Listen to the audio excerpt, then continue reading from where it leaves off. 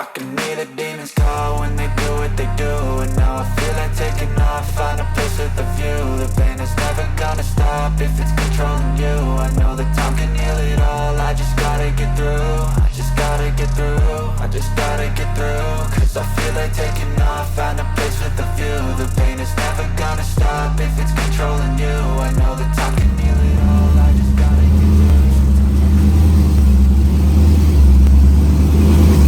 Yeah, so when we originally built this car, well, not built it, it was stock bottom in head cam setup.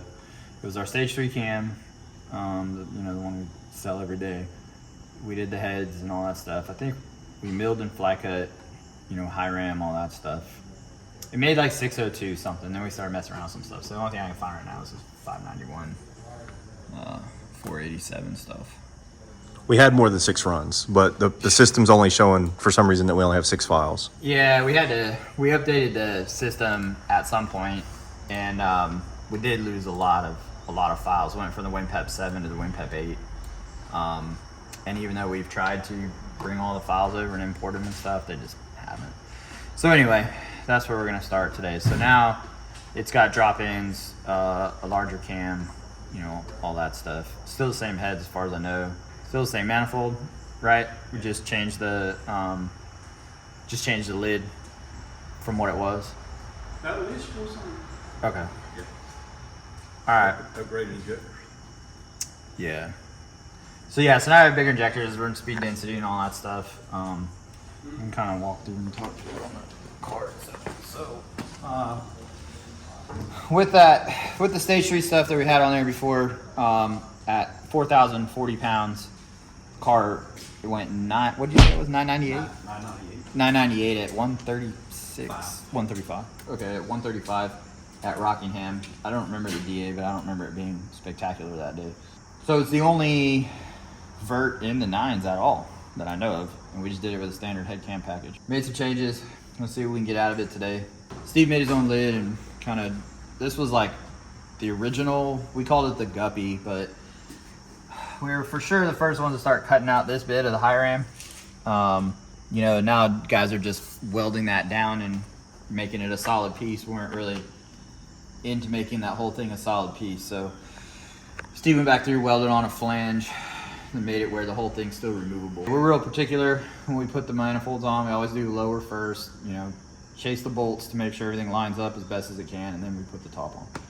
So with things like my manifold, it's a pain in the ass because it's not just a bolt-on ordeal. Like, you have to find bolts to fit. With the, I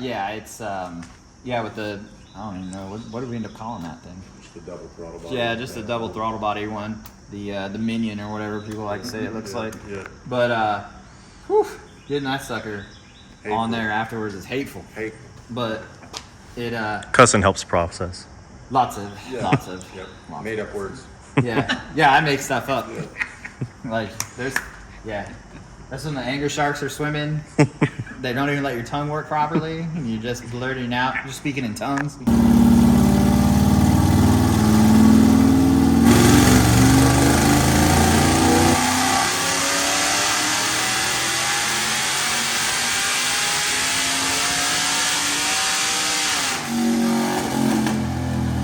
Alright, so as you've seen in that pull right there, we did have some steam coming out of the catch can, as well as some smoke coming out of the engine bay and out of from underneath the bottom of the car. After looking at the car, we did have a little bit of a valve cover leak, but it didn't affect the pull or the horsepower numbers or anything like that. Nothing wrong with the car at all, just had a slight valve cover leak.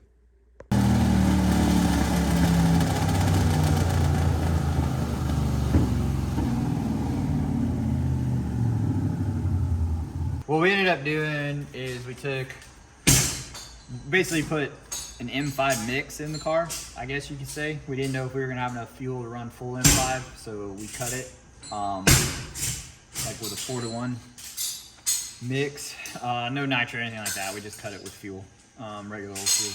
So that's why there's such a difference here. So what I ended up doing, I'm not gonna make another pass. We're comfortable with the car, but put another 3% in here. So basically targeting 12.0 on the M5 mix, whatever you want to call it. I think guys I've seen like 60 rear wheel total, I think is what people say, for a straight M5 car, you know, which I guess makes sense. Obviously ignore the spike, but if you go from 591 to, you know, 638, you know, we're just shy of 50 wheel.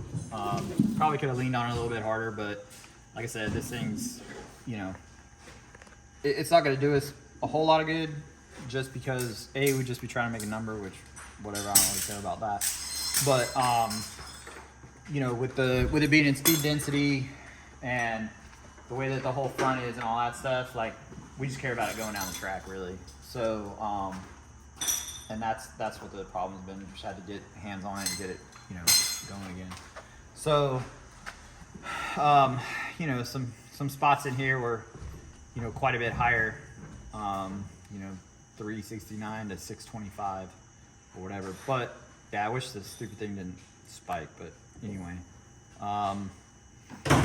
Yeah, so really it's just we changed the injectors and the high side pump, put 30s in it, and the LP high side pump, and you know, it looks like we have enough room to run full M5, so I could see it being worth 60, which is a pretty solid number for a fuel change.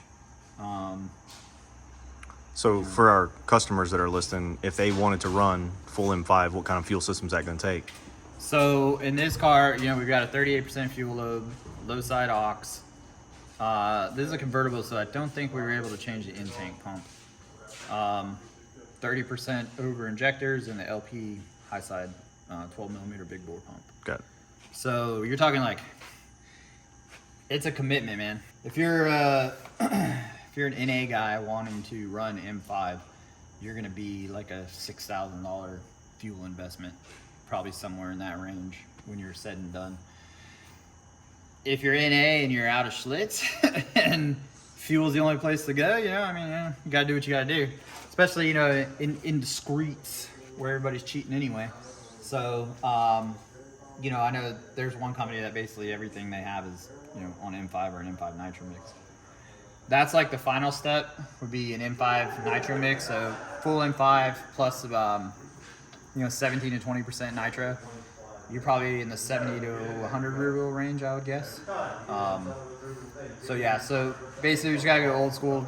We'll pull some plugs, look at them, see what the timing looks like. Maybe make an adjustment off of that. Seems like we went richer than 12.0, leaner than 12.0, and didn't really seem to make a difference. So we'll just go back on that 12.0 line and, you know, deal with the extra power. So yeah, so the only change, you know, from the 591 number was the injectors, high side pump, and the M5 mix, the 4-to-1 mix, because we had to cut it down. So yeah, next step, go back to the track, see if we can't drive the numbers lower. But yeah, you know, we needed to do the test just to see for ourselves. So this is our first kind of full, I guess you can call it full M5 car, but yeah, kind of interesting. So if you got the money for it, you don't mind running it and changing your oil all the time, you know. M5 definitely works. I see why the other guys have all been, you know, using it. So, you know, maybe we'll experiment with it on some of our faster cars and see what happens.